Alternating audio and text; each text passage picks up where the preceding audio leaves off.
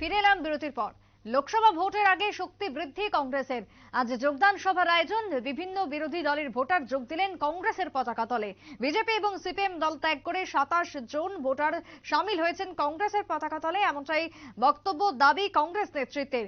বিশেষ করে আজ কৈলাসহর বিধানসভা কেন্দ্র 53 কৈলাসহর বিধানসভা কেন্দ্রে এই বিশেষ আয়োজন। যোগদান সভার গৌরনগর ব্লকের অন্তর্গত ধলিয়াকান্দি গ্রাম পঞ্চায়েতের 2 নম্বর ওয়ার্ডের নসিম আলীর বাড়িতে কংগ্রেসের ঘরোয়া সভার আয়োজন করা হয়।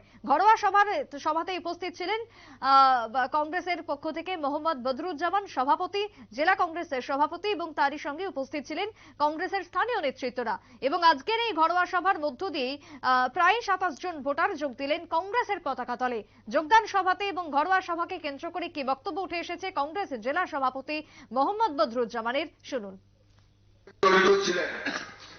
আগে উনি সিপিএম করতেন, পরবর্তী সময়ে উনি ভারতীয় জনতা পার্টিতে নাম লিখিয়েছেন।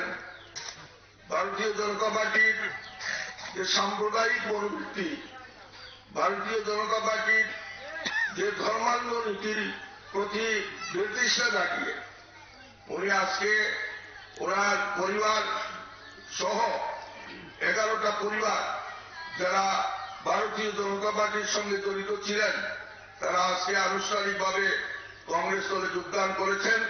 তাই ওনাকে, ওনার পরিবার এবং যারা আজকে জয়েন করেছেন তাদের সবাইকেও আমরা আন্তরিকভাবে অভিনন্দন এবং শুভেচ্ছা জ্ঞাপন করছি। এখানে আপনারা জানেন যে আমার আব্দুল আহাদ, যিনি আজকে আমাদের এখানে এসেছেন, উনি মার্ক্সবাদী কমিউনিস্ট পার্টির দীর্ঘদিনের ডিওয়াইএফ এর কর্মী ছিলেন। দীর্ঘদিন ডিওয়াইএফ করেছেন, কিন্তু ভারতীয় জনতা পার্টির সরকার আসার পরে সিপিএম এর যে এই দুর্নীতিপরায়ণ কর্মসূচি, দুর্নীতিপরায়ণ নীতি, তার পরিবর্তন করেও ওনার পরিবার সহ আরো অনেকেই আনুষ্ঠানিকভাবে কংগ্রেস পার্টিতে যোগদান করেছিলেন।